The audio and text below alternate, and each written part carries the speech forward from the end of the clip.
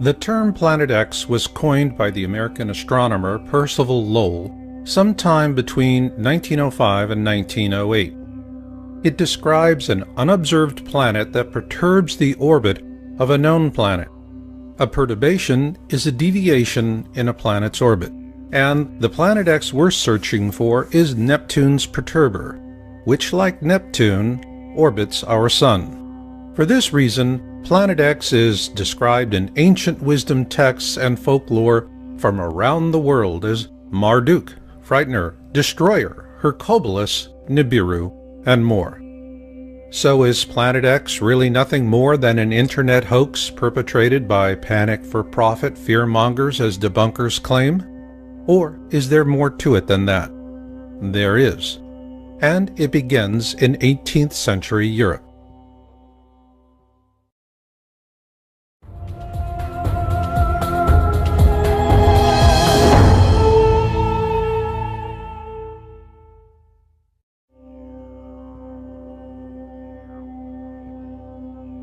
On March 13, 1781, William Herschel discovered Uranus, making it the first planet to be discovered with a telescope.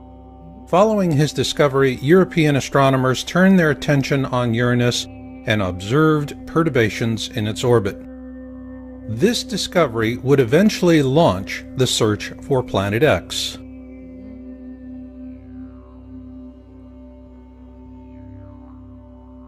If one were to choose the father of Planet X research, it would have to be Alexis Bouvard, a French astronomer who observed the perturbations in the orbit of Uranus and attributed them to the existence of an unknown planet, the first Planet X.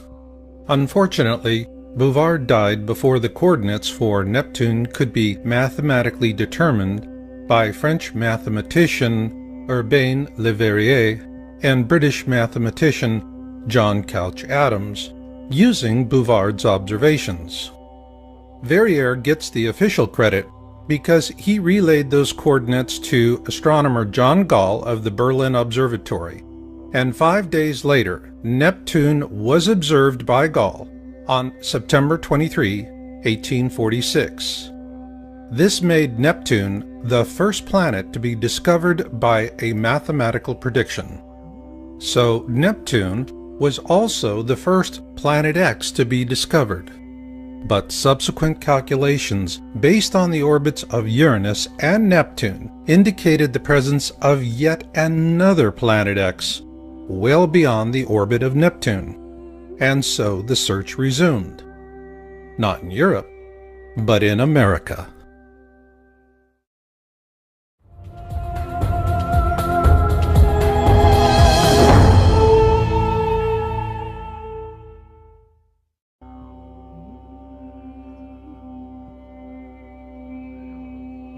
The Lowell Observatory was established in 1894 in Flagstaff, Arizona, by Percival Lawrence Lowell, an independent businessman, mathematician, and astronomer. One reason Lowell founded the observatory was to study the planet Mars and its canals.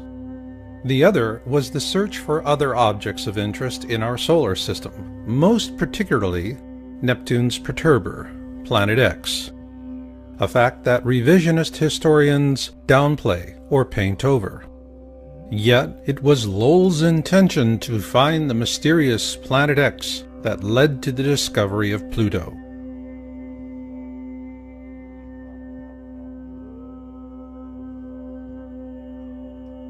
In 1929, 14 years after Lowell's death, a young astronomer by the name of Clyde W. Tombaugh was retained by the Lowell Observatory to carry on the search for Planet X. And on February 18, 1930, he discovered Pluto. At the time, astronomers believed he had found Planet X, Neptune's perturber. Consequently, the topic of Planet X languished for some time after Tombaugh's discovery. However, after the discovery of Pluto's moon Charon in 1978, it was determined that Pluto lacked the mass to be Neptune's perturber, as it is only about 60% the size of our own moon. So with that, the search for Planet X was once again afoot. It's also interesting to note that Pluto was later demoted to the status of a dwarf planet in 2006 by the International Astronomical Union.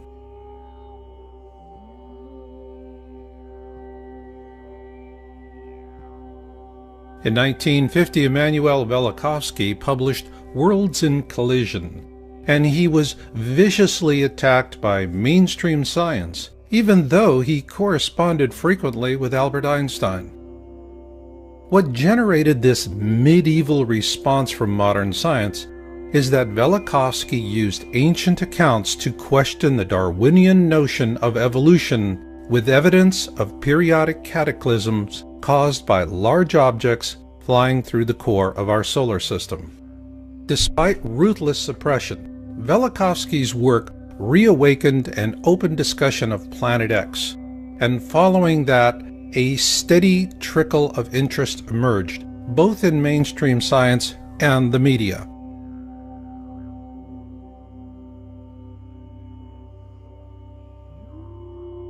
On March 3, 1972, NASA launched the Pioneer 10 spacecraft to explore the outer planets.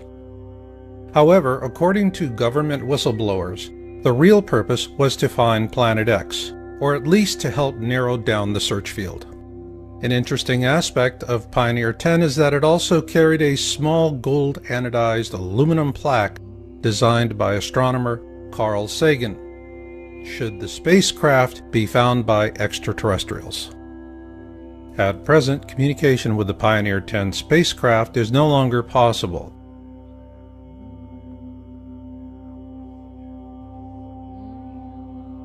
Following the launch of Pioneer 10, the topic of Planet X would have languished again had it not been for Zecharia Sitchin, the author of The 12th Planet, which was first published in 1976.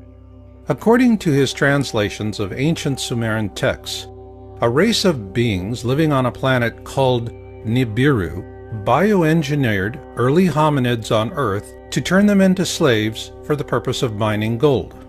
Called the Anunnaki, these beings lived on a planet the Sumerians called Nibiru, what we call Planet X today, and the Sumerian accounts tell us that it orbits our Sun every 3,600 years, and flies through the core of our system, often causing great cataclysms on Earth.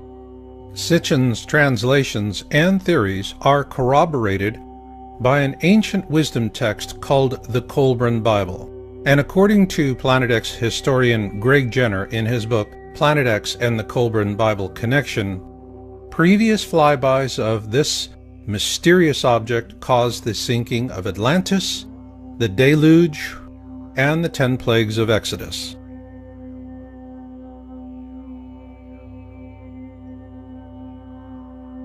Although Sitchin was continuously mocked and attacked by fundamentalists, our government took his work seriously, and on January 25, 1983, NASA launched the Infrared Astronomical Satellite, IRAS. Its mission was to map the sky using infrared. According to NASA, IRAS was unable to complete its mission due to a failure in its supercooling system, and much of the data collected from the probe was classified and has never been disclosed. Several government whistleblowers say that this was a cover-up because NASA shut down IRAS after it imaged Planet X.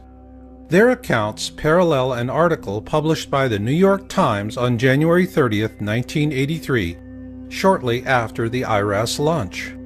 Evidence assembled in recent years has led several groups of astronomers to renew the search for the 10th planet. Their accounts parallel an article published by the New York Times on January 30, 1983, shortly after the IRAS launch.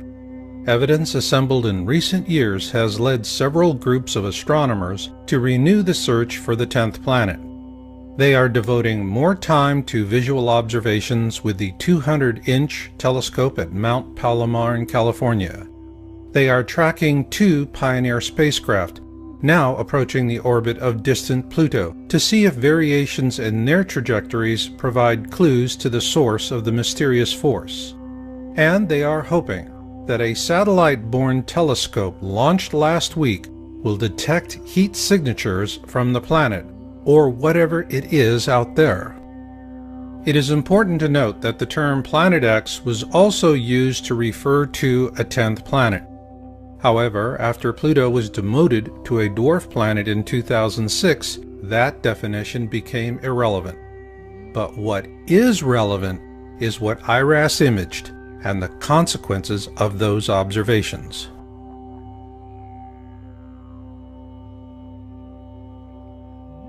In a Victoria Advocate article published on June 14, 1988, NASA astronomer Dr. John D. Anderson was quoted as saying that telemetry from the Pioneer 10 spacecraft indicated the existence of Planet X. Also note that this article was sourced from Google News and was featured in Yowza.com's March 2012 article titled "The Planet X Cover-Up in the Mainstream Media." Following publication of our article, the entire June 14, 1988 edition was deleted from the Google News site. However, a complete copy is available for Yowza.com subscribers. But what is relevant here is that Anderson is a NASA astronomer with one heck of a resume, and what he said in that 1988 news article was powerful. In that article, he said, "We have a 90 to 99% confidence that Uranus and Neptune are being disturbed, and by one candidate for that is a single Planet X." At that point, our government became more interested in keeping public attention focused much closer to home. After all, if you can't see it, it's not there, so go back to sleep, America. Nothing to see here. However, a few curious minds had other notions. On October 1988, Dr. Robert S. Harrington, the chief astronomer for the U.S. Naval Observatory, published his paper, "The Location of Planet X," in the Astronomical Journal. In an August 30, 1990 television interview with Zecharia Sitchin, Harrington also said that Pluto had been a satellite of Neptune, but it was dislodged by Planet X, which he believed could possibly sustain some form of life. He also showed Sitchin a diagram he had created approximating the location of Planet X. Following that interview, Harrington commissioned the construction of a special telescope for a Planet X photographic sky survey in 1991, which was completed at the Black Birch Observatory in New Zealand. The New Zealand observations were performed using Harrington's calculations, and the results were sent to NASA. However, those films vanished and have never been seen again, which leaves us with a big question. Did Harrington actually find Planet X, Neptune's perturber?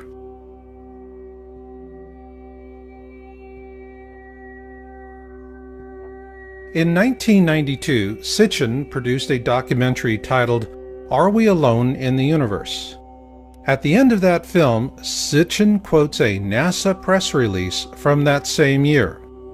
Unexplained deviations in the orbits of Uranus and Neptune point to a large outer body system of 4 to 8 Earth masses on a highly tilted orbit 7 billion miles from the Sun. This NASA press release suggests that Harrington did find Planet X in 1991, but the truth will never be known, because before he could publish his findings, Harrington died from a rapid onset of esophageal cancer on January 23, 1993, with his New Zealand findings suppressed and having died before he could publish his findings.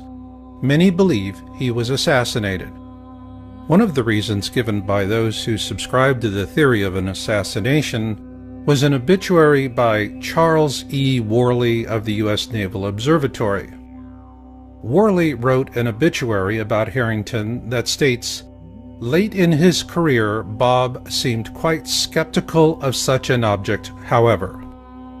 It is important to note that no other sources have come forward to corroborate Worley's claim. Consequently, Harrington's mysterious death was a shot out of the dark that quickly silenced the Planet X topic, both with the mainstream media and science community alike. In a very real sense, it was a veiled threat. Tamper with this at the risk of your own career, or perhaps even your life. In this regard, Worley's obituary was highly effective. This is for sure. Nonetheless, there is a curious question. Harrington built a custom telescope for a U.S. Naval Observatory station in New Zealand. The mission was simple: to find Planet X. So then, did they? Who knows? Because until NASA decides to declassify Harrington's observations, all we can say is that where there is smoke, there is fire. Meanwhile, we're not helpless either, and you'll see why later on in this program. But for now, if you are beginning to feel that the time has come to begin your own planning and preparation for whatever may come, then know this: when the worst of it hits, it will not be brief. This will not be weeks or months. Rather, we're looking at several years, perhaps longer than a decade. What this means is that your supplies, no matter how much you have on hand, is nothing more than a buffer. It buys you some time to work something else out. To optimize that opportunity of time, gather knowledge now, because after things run out, knowledge will help you to endure. And now, I'd like to share some of this very knowledge with you. It's something I've put a lot of work and love into because I know it will help people to make it to the backside. And that is what I'm all about. For those in preparation and planning, healthcare is always a problematic area because it is focused on the pills, potions, and supplements preppers set aside to help get themselves through a cataclysm. And it is problematic because all things physical play out. So a practical solution is what we call transition planning. So is this a December 21, 2012 solution? No. In our last video, Planet X System Observations and Orbital Path Analysis, we addressed December 21, 2012 as an awareness event. It was media-driven and it was successful in creating awareness, so on that regard, mission accomplished. Now, transition is the mission. Simply put, surviving the worst of times begins with surviving the best of times. So in this program, we want to introduce the core concept of transition planning. It is a 4-stage survival resource rating system. Stage 1 is cataclysm awareness. This is when the mainstream media begins to seriously report the news to the public at large, and panic buying ensues. If you're not prepared by this time, be ready for long lines and short supplies at the store. Stage 2 is cataclysm events. Simply put, the first to fall will most likely be the last to know. Planning and luck will also play equal roles. While planning and preparation is not a guarantee that you and your loved ones will survive these events, it will, however, dramatically increase your odds of survival. And with repeated events, expect all or part of your survival stores or caches to be exhausted, lost, or stolen. Stage 3 is post-event. Those who survive the cataclysm event will search for survivors and pull together into small, self-organized groups.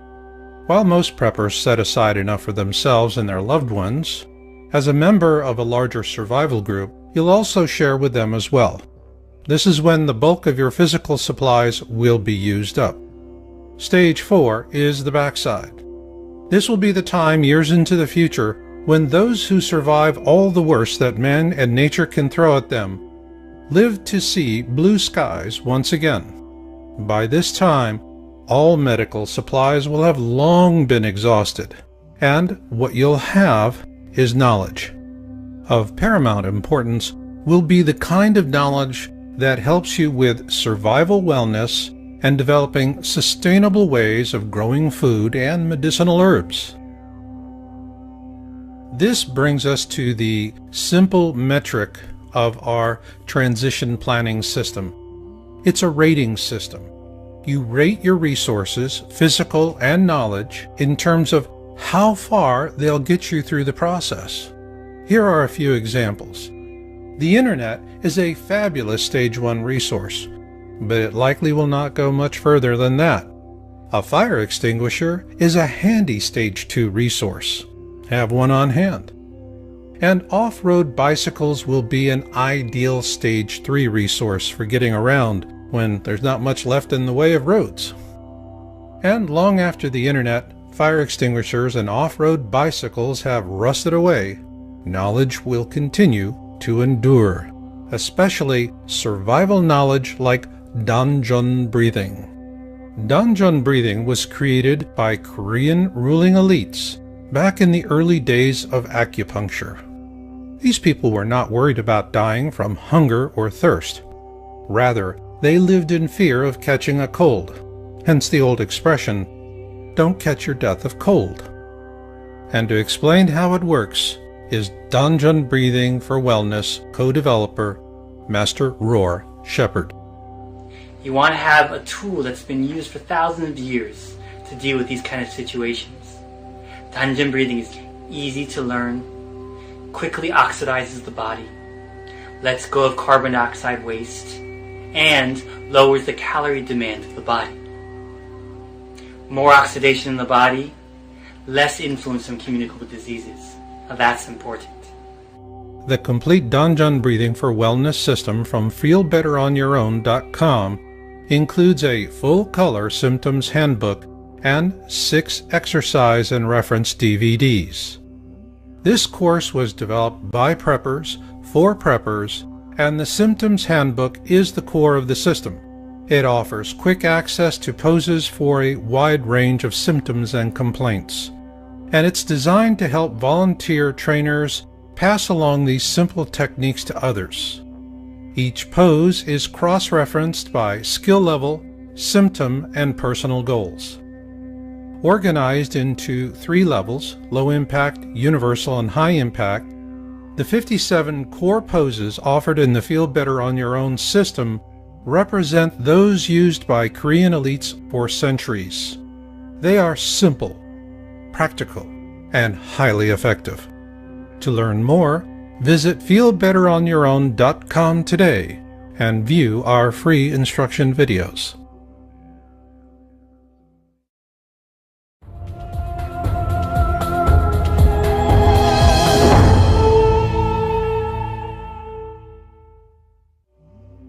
Imagine that you knew about the stock market crash of 1929 well in advance of the common man. Obviously, you could use such advanced knowledge to reap windfall profits from the misery. That is, assuming you were to keep the knowledge a secret. So, to what lengths would you go to keep future victims in the dark so that you could achieve the full measure of your own self-interested goals? Likewise, would you expect elites to rise above their own compulsions for power and wealth for moral or ethical purposes to inform the public at large, even if you are not so inclined? The point here is that for the elites, the topic of Planet X has always been about the leverage of deception, because of something I call Titanic rules. First class gets the boats, and steerage goes down with the ship. We're steerage, and the best we can do is to muster an occasional glimpse through a foggy porthole before the elites close it. Yes, it's unfair, but it has always been that way, and each day you spend agonizing over this is one less day you're focused on what really matters: your survival and that of those for whom you love and care. Keep this in mind as we present excerpts from observation reports. On April 24, 2006, Yowza.com broke the story on the South Pole Telescope, SPT, in Antarctica. The stated mission for the SPT really doesn't make a lot of sense because the same science could be done somewhere else at a fraction of the cost. So why build an expensive and sophisticated infrared telescope in such an inhospitable and inaccessible location as the Amundsen Scott South Pole Station in Antarctica? The answer is simple. This infrared 10-meter dish is the perfect instrument for observing an object rising up through the southern skies in infrared. And once they turned it on in January 2007, that's exactly what happened. A year after the SPT went online, the first of 3 highly credible disclosure videos were published on YouTube. The first, posted by Nibiru Shock 2012, was titled Nibiru Planet X Photos Taken January 2008. It was the first time the public had an opportunity to see an image of Planet X in deep space. And here you see a capture from the video, and the same capture again, but enhanced. In it, we see not just one object, but several. This is when we first learned that Planet X is actually a mini constellation of planets and moons, orbiting a small brown dwarf star, that is the binary twin to our own Sun. Those of you who were in high school and college during the 1970s may remember this second sun as Nemesis, the designation used by professional astronomers of the day to discuss the possibility that we live in a binary star system. Also, just as Sitchin and Harrington predicted, it would be rising up from the southern skies. But we wondered, could lightning strike twice with another disclosure video? On March 3, 2008, Nibiru Shock posted his second video titled Nibiru Planet X Update February 1, 2008. Well, what do you know, lightning did strike twice. And in that video we're told that Nibiru is now inside the Kuiper Belt, well beyond the orbit of Pluto. In this video, he tells us it is entering our system at an extremely shallow angle. This is consistent with our most current findings. In this second video, Nibiru Shock 2012 gave us a brilliant series of images that clearly show Planet X is a rather substantial mini-constellation of planets and moons, a brown dwarf star that is in turn orbiting our own Sun. Consequently, it does not look or move like anything humans have seen in over 3,600 years. He also told us that governments are afraid of a panic. Perhaps. But then again, remember Titanic rules. First class gets the boats, and steerage goes down with the ship. We're steerage. Why do we say this? Because after these 2 videos were posted, the Nibiru Shock 2012 channel was hijacked by disinformationalists, and the first 2 videos were labeled a hoax, and the channel was also corrupted. Having investigated the first 2 Nibiru Shock 2012 videos at length, we published our findings on April 6, 2008 in an article titled First 2 Planet X SPT Leaked Image Videos by Nibiru Shock 2012, now seen as highly credible. The reason we drew this conclusion was that these were very impressive disclosures, but the manner in which the channel was attacked showed clear evidence of a well-organized and well-funded use of disinformation tradecraft. Following publication of our report, Yowza.com came under heavy attack. Our site was hacked, and a slander campaign was leveled against us with brutal vitriol. In the process of defending ourselves, we filed DMCA complaints with YouTube, and to their credit, Google removed over 13 different attack videos and terminated 4 disinformation channel accounts. Then on May 29, 2008, we published an update article titled Planet X Nibiru SPT Disclosures May 2008 report. In it, we presented our analysis of a third SPT disclosure video by a different YouTuber going by the name of DNIR4808N. This YouTuber described how a personal friend working at the SPT had sent him an image of the Planet X system captured by the SPT on May 14, 2008. In the video, DNIR4808N named his friend, and the government had the YouTube channel removed along with this video within a few hours after it was posted. Thanks to an anonymous tip, we were able to download the video before the channel disappeared. The video was authentic, but the manner in which the channel was taken down was clear proof of further government suppression. And when you compare the images in the DNIR4808N video with the Nibiru Shock 2012 videos, it's obvious that both are of the same object or series of objects, which also happen to be in the southern skies. At that point, the question for our team was simple. How did these three SPT disclosure videos compare with Dr. Harrington's paper, The Location of Planet X, published in October 1988, and with the illustration he showed Zecharia Sitchin in a 1990 television interview? Luckily for us, the answer came a few months later. Corroboration for Harrington's calculations finally came in 2008 with the last polar flyby of the Sun by the ESA-NASA Ulysses probe. Although NASA says that the spacecraft failed before critical data could be gathered in its last orbit around the southern hemisphere of our Sun, it nonetheless yielded valuable data, and we published that on October 13, 2008, with an article titled The ESA-NASA Ulysses Probe and Planet X Nibiru. The probe data is clear. The Sun's southern hemisphere is noticeably more active than its northern hemisphere. Also of interest is where the peak solar winds originate and the direction in which they're pointed.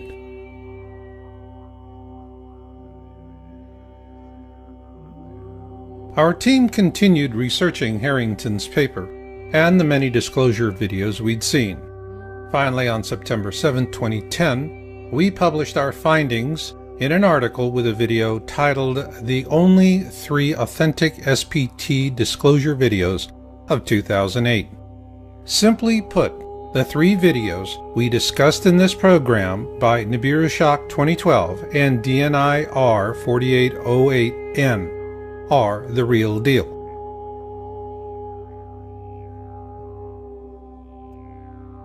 What wasn't a real deal as predictions go was Comet Elenin, and we first raised that question in an article we published on May 15, 2011, titled, Is Comet Elenin a Decoy?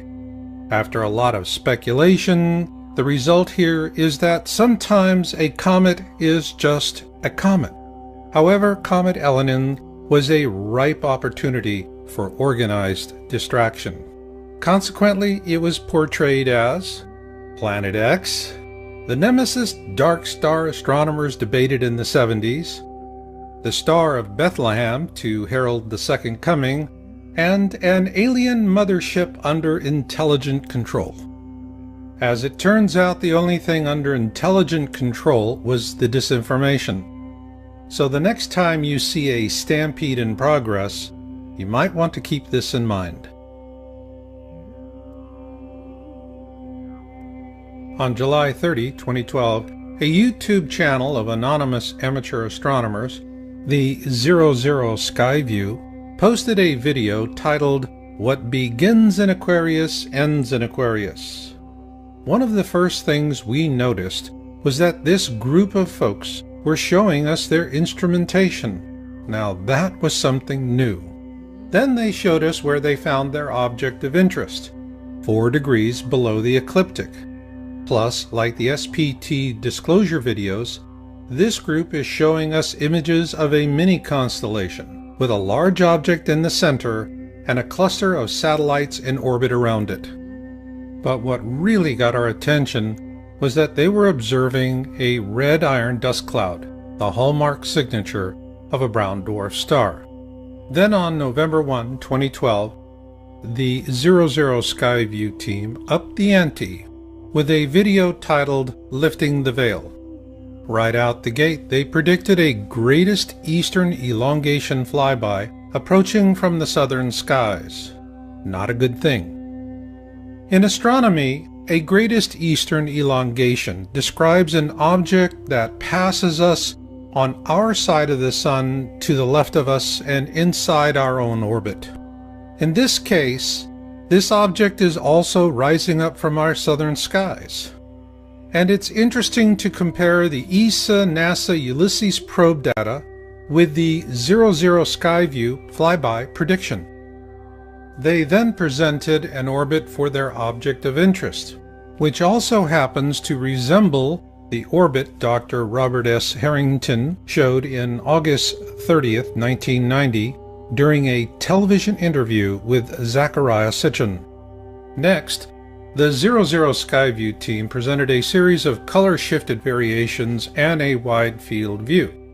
However, their last image is of a mini constellation in Aquarius, and it is similar to the mini constellation in the January 2008 disclosure video by Nibiru 2012 titled Nibiru Planet X Photos taken January 2008. So were they seeing the same thing? Well, we must wait and watch, because this mini constellation moves through the sky like nothing we've ever seen before. However, what we can say is that when it does appear for all to see, it will appear suddenly. And given the observations for 2013 you're about to see, the need to plan and prepare for whatever may come is more important than ever before. But first, we want to acknowledge you ladies out there who've taken an interest in Planet X. When we published our first article in January 2002 on Planet X, women represented a 12% audience share. But in 2013, your ranks have grown to nearly 3 times that. Thank you, intrepid ladies out there, because, well, the topic of Planet X is no longer a boys' club.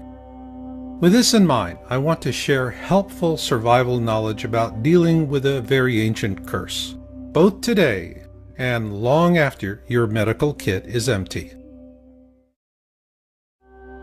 Every self-healing energy art is about drawing energy and oxygen into the body. But only Danjun breathing focuses on an area of the body women know as the womb, below the belly button and above the pelvis. It is why Danjun breathing is so effective in helping to relieve the symptoms of menopause and PMS, as Master Roar Shepherd explains. We energize that area, we heal that area, we bring oxygen right into that area. More oxygen, more healing, less pain. This is the most valuable tool for you.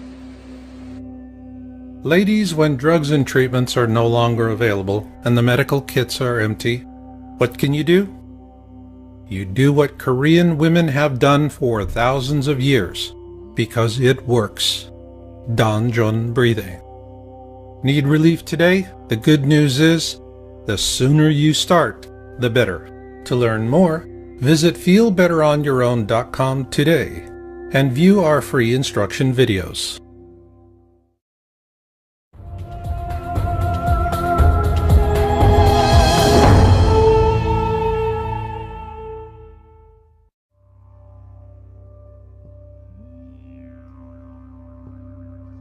At the beginning of January 2013, Yowza.com researchers began tracking an uncatalogued object using the Vulcan feed camera from the Turrialba volcano in Costa Rica.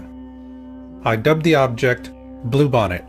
With these observations, we began to see a pattern forming in terms of Planet X being a mini constellation instead of a single object.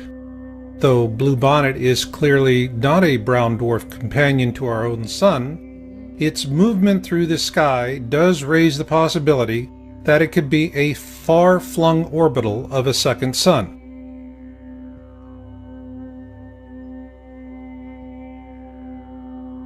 On February 11, 2013, we published our findings in a video titled Object of Interest as Seen from the Turrialba Volcano. In this frame, you see bluebonnet above the Turrialba volcano and specification data for the Vulcan feed. Turrialba is 10 degrees north of the equator at approximately 11,000 feet, and the Vulcan camera was pointed to the southwest with a good view of the Pacific Ocean on a clear day. In that video, we explain the difference between the horizon as we see it here on Earth and represented by the red line. The green line you see cutting through the center of the sun is the ecliptic. The ecliptic is the plane of our solar system, and all of the planets orbit the sun within a few degrees of it. This is important to know when analyzing a newly revealed and disturbing prediction by Nostradamus. In October 2007, the History Channel aired The Lost Book of Nostradamus for the first time. In this video, 7 prophetic images paint a catastrophic end to life as we know it. According to this program, Nostradamus is showing us the constellation of Fucus because it will play a pivotal role in the flyby. This was interesting because the Vulcan feed image data also shows bluebonnet transiting through or very near to the constellations Ophiuchus and Sagittarius in December of last year.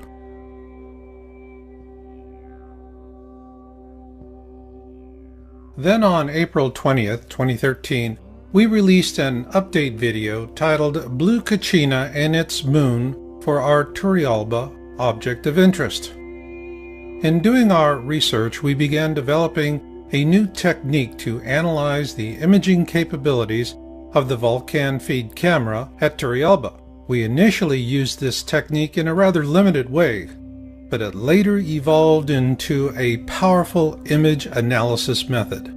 Also noted in this update was a video released by the 00 Skyview team on March 23, 2013 titled The 5 Uploaded Images from the Dance of the Stars video. In that video, they provided a chart that gave us an interesting possibility for potential orbitals in the vicinity of Ophiuchus. Following months of observations and capturing hundreds of images to our database, we were able to plot a rough orbit for bluebonnet, which we determined to be an outermost orbital of the Planet X system brown dwarf companion to our own sun. Ergo, bluebonnet does not orbit our sun, but rather something else that does. We also looked at the predictions of remote viewer Major Ed Dames about these times and what the Colburn Bible tells us to expect. The first passage of manuscripts 3:4 begins with, "When blood drops upon the earth, the destroyer will appear, and mountains will open up and belch forth fire and ashes." This is a key passage, so let's take a moment to study it. When blood drops upon the earth refers to the iron dust cloud surrounding the Planet X system. The destroyer will appear. What this tells us is that the iron dust cloud precedes the arrival of the destroyer, which in this case is Planet X, the ancient Hebrew and Egyptian description for this mini constellation. And the rest just doesn't get any better.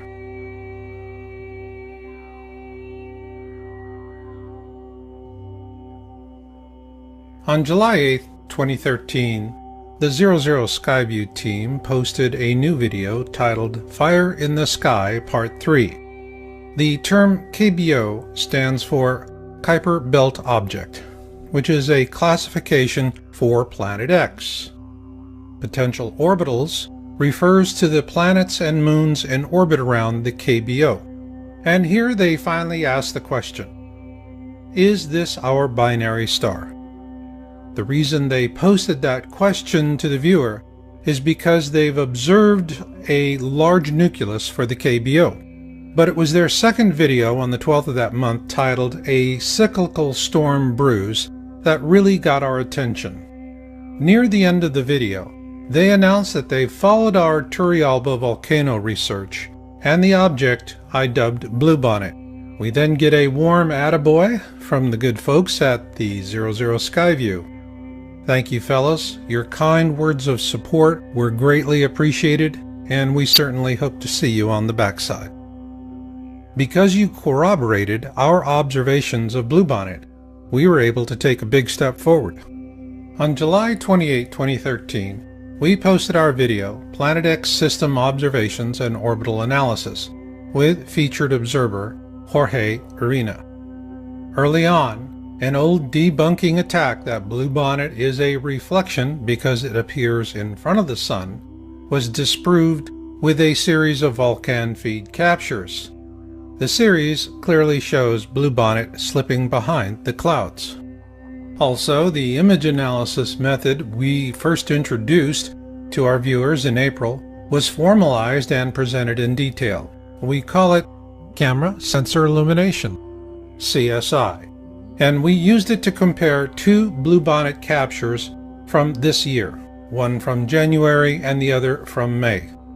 Our CSI analysis shows that Bluebonnet has been growing larger and brighter. Likewise, CSI was used to evaluate the observation images of Jorge Arena. He is an importer of Peruvian foods and herbals, and he's based in Ontario, Canada. On May 27, 2013, while flying over the eastern Pacific, he imaged the brown dwarf at the core of the Planet X system.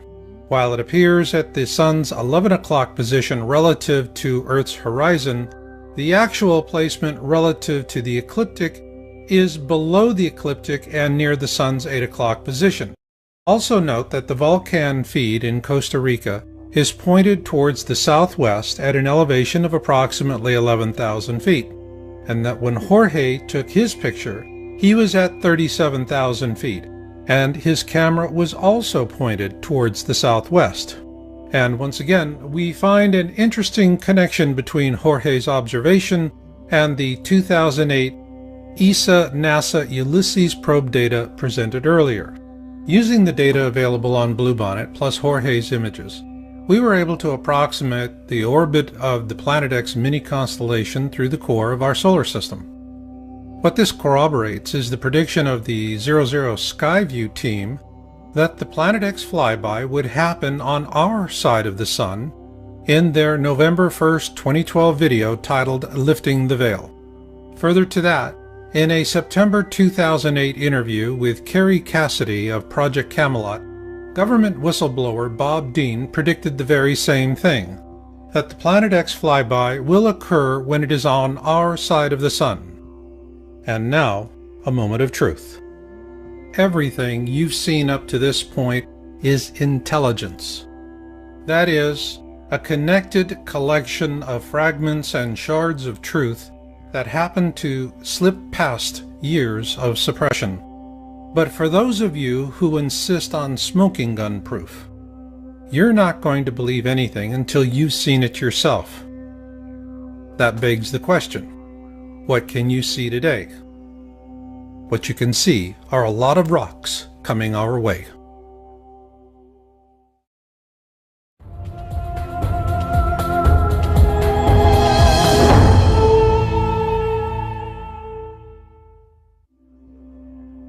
The American Meteor Society was founded in 1911 for meteor observations. It is a reliable source for information about meteors and fireballs.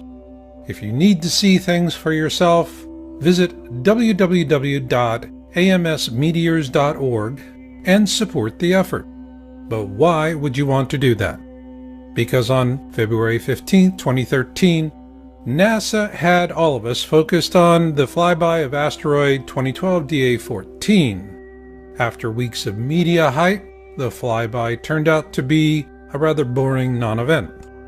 Yet, on the very same day, the Chelyabinsk meteor airbursted over the southern Urals.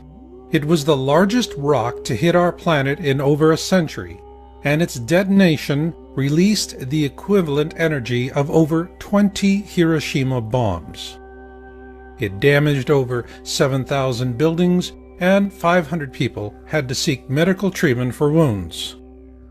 When pressed by the media for an explanation as to why NASA never saw it coming, they finally had to admit that they were blindsided by this meteor because it came out of the sun and that they do not have any telescopes pointed in that direction. Still the same, can you imagine the carnage that would have occurred had this meteor airbursted over a major American city with the equivalent energy of over 20 Hiroshima atomic bombs? The point here is that we can continue to argue about what is happening here on Earth in a way that keeps the consensus out of reach. But when it comes to meteors, there are no more frivolous debunker theories about natural variation, increased reporting, and, well, swamp gas. Just consequences. That is why visiting the American Meteor Society, the AMS, is something you can do today to see what's coming at us. To show you why, we're going to show what people are seeing and reporting from 2010 through October 2013 based on AMS observation reporting data. Next, you will see our statistical analysis for the following fireball observation trends: the average number of reports per event, number of reports by classification, multi-state event observations, fragmentation observations, events with sound reports, and finally a comparative trend summary that ties it all together. So let's begin.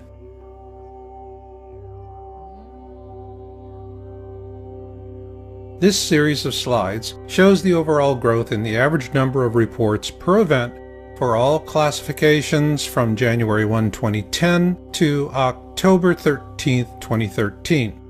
Of note is that in 2013, we see for the very first time in the history of AMS 2 fireball observations with over 1,000 reports each. So let's take a closer look at those reporting classifications.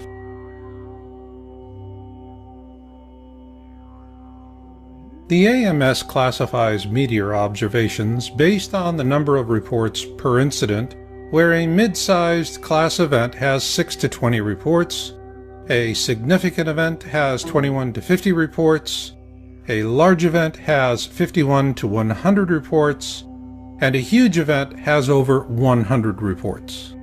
So let's begin with a look at the mid-sized events. Here we see a pronounced jump from 2010 to 2011. Part of that jump can be attributed to the implementation of new reporting procedures by the AMS. Now let's add the number of significant reports with 21 to 50 observations each. Here we see a clear growth trend. Interestingly enough, there were no significant large events in 2010. But there were significant large events in 2011 and 2012, as well as a marked increase in 2013. In terms of huge events with over 100 reports, 2010 was barely noticeable. However, that picks up in 2011 and doubles in 2012, and then again in 2013. Given that we had 2 events with more than 1,000 observations in 2013, let's take a closer look at the uptick in huge events. Here we see the jump from 2011 to 2012 and then again to 2013 is stunning to say the least. Not only is the trend huge, so are the fireballs or bolides as they are also called. So what's driving this trend? Multi-state observations.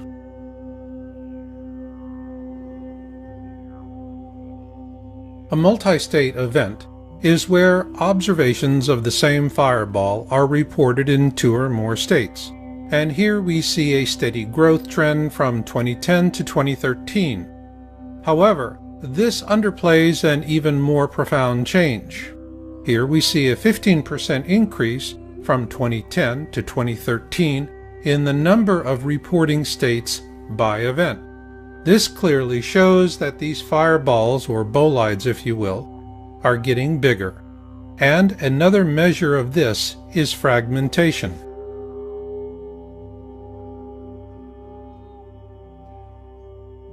Fragmentation is a key indicator of size, and while angle of attack and velocity also play a factor, the rule of thumb is the larger the meteor, the more likely it is to fragment, or break apart if you will.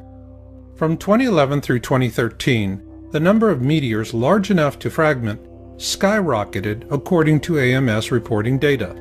This should be of real concern to all of us because this represents a 400% increase in just 3 years, and because there is a corresponding increase in sound as well.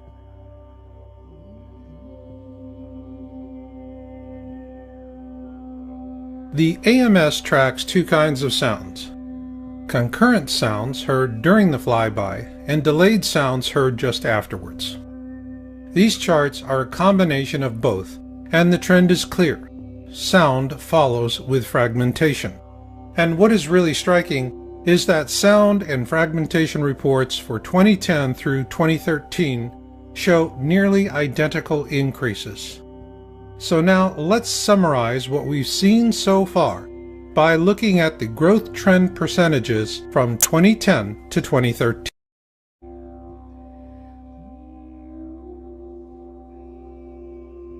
Now let's look at a big picture view of the AMS data based on the average number of observation reports per event, events with sound reports, fragmentation observations, and multi-state event observations. And what we see here, beginning with 2010, is a consistent growth trend by percentage from 2010 through to 2013. It is important to note that all of the data presented in this video is for the 2013 reporting period of January 1, 2013 to October 13, 2013, with 2.5 months yet to be reported. And for those of you who are still laboring with doubts about all of this, there is only one question you need to answer. What's throwing all these rocks at us? And what about those of you who no longer have any doubts about the need to plan and prepare for whatever may come? Do not plan against what you fear, but for what you love, because survival is not about holding on to things. It's about holding on to each other. For the Yowza.com and PlanetXTownHall.com research team, this is Marshall, and we'll catch you on the backside.